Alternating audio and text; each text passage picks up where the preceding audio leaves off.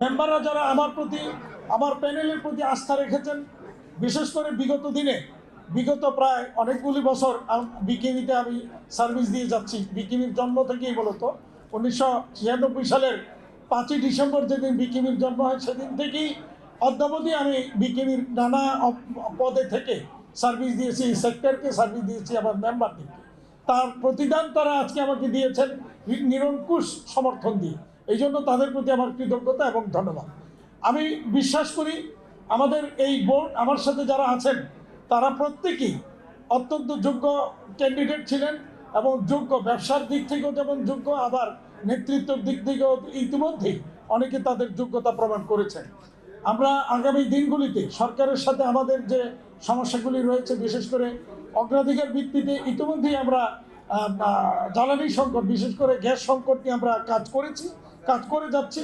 জ্বালানি উপদেষ্টা সহ তিতাস এবং পেট্রোবাংলাকে আমরা ধন্যবাদ জানাই যে গত 2-3 দিন আগেই একটা মিটিংয়ে আমরা বসছিলাম, সেখানে ওনারা আমাদের গ্যাস সংকট সমাধানের একটা উদ্যোগ নিয়েছেন এবং অত্যন্ত সুন্দর একটা উদ্যোগ নিয়ে আমাদেরকে সংকট সমাধানের সুযোগ করে দিয়েছেন।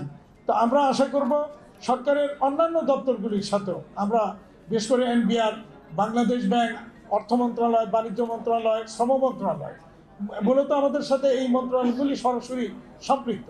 আমরা তাদের এই মন্ত্রণালয়গুলির সাথে আমাদের এই সেক্টরের নানা পলিসি নিয়ে, বিশেষ করে কাস্টমস, ভ্যাট এবং ট্যাক্সেশন পলিসি নিয়ে বেশ কিছু সমস্যা আমাদেরকে ফেস করতে হচ্ছে প্রতিনিয়ত।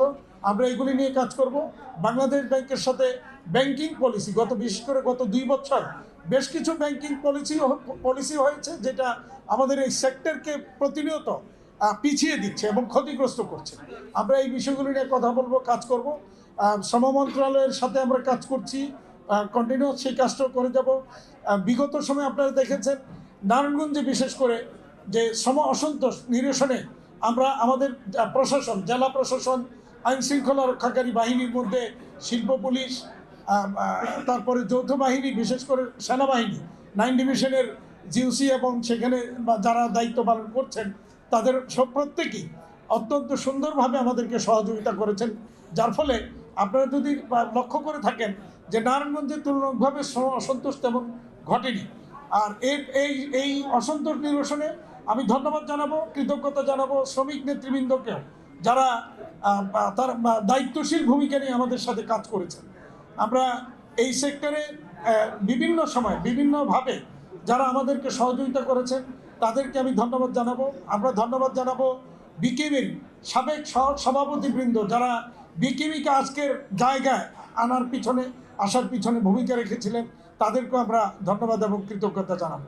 আশা করি আগামী দিনে আমাদের সদস্যদের নিয়ে আবার এই বোর্ডে যারা নির্বাচিত হয়েছেন এবং যারা নির্বাচিত হননি তারাও আমাদেরই মেম্বার, আমাদেরই সদস্য, আমাদের এই পোশাক শিল্প পরিবারের সদস্য।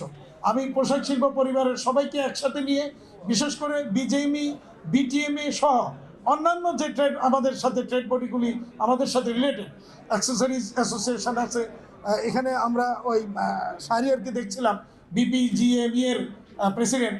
তো এরকমভাবে যারা আমাদের সহযোগী প্রতিষ্ঠান হিসেবে কাজ করছেন, সবাইকে নিয়ে আমরা আগামী দিনে এদেশের অর্থনীতি, এদেশের রপ্তানিকে এগিয়ে নিয়ে যাওয়ার জন্য আমরা কাজ করব।